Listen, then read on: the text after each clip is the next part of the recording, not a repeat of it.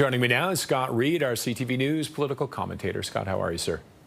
Just great, sir. Carney, in Europe again. How does this meeting or this visit seem to be shaping up to you?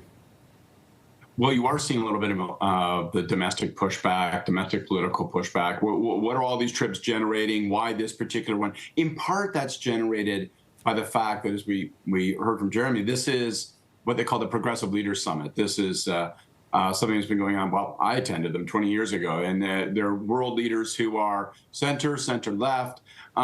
And so you can see how maybe a conservative opposition is pushing on a little bit. What are the results going to be?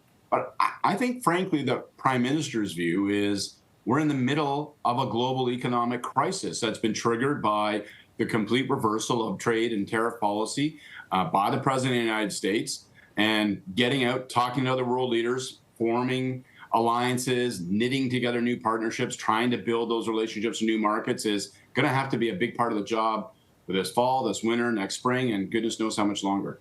I know these things don't move fast, but it's 6 months in. Are people starting to expect to hear that deals have been signed and things are moving in and out of the country again? Well, people are impatient for that period at any point. I don't know that the public has necessarily lost patience with the Prime Minister. I think there's an inherent understanding these things do take time.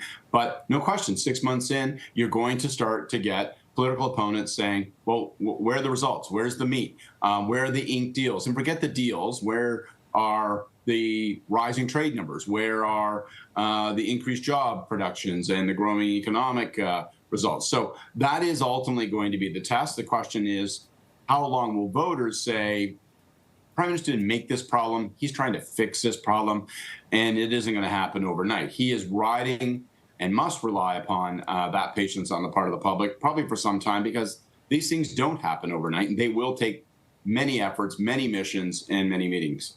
And it does seem like the UK is the focus for a lot of these meetings. Will Brexit be an issue in his role that he played in? Would that be any kind of a factor in any negotiations? I don't think so. You know, his presence always draws a little bit of that tabloid discussion. There's that legacy. I sort of look at it the other way around, which is his familiarity with the UK and its, you know, notwithstanding Brexit, its persistence as the finance center of the continent, even though it's off the continent, you know, gives him some personal advantages. He knows that market. He knows those business leaders. He knows that investment community. He knows them very well and intimately, and he knows all the political leaders.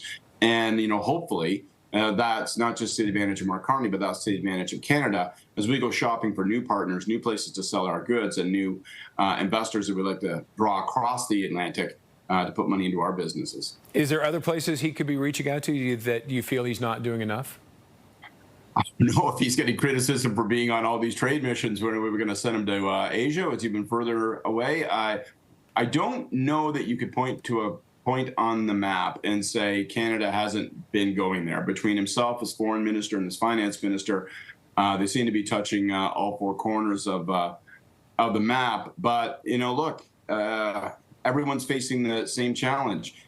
We relied upon the United States as our major trading partner. They're our closest neighbor. It's the easiest market to get to, and it just happens to have 250 million people and buyers. So replacing that isn't easy, and it isn't going to happen overnight. And if we're going to stitch together some alternative, it won't be one country. It's going to be a whole number of them. You see, for example, the Prime Minister pushing on trying to normalize relations with China, which is tricky geopolitically, but perhaps because of Donald Trump, increasingly necessary in terms of our self-interest economically. Okay, Scott, thanks as always for your insight. Appreciate it. Thank you. Scott Reid is our CTV News political commentator.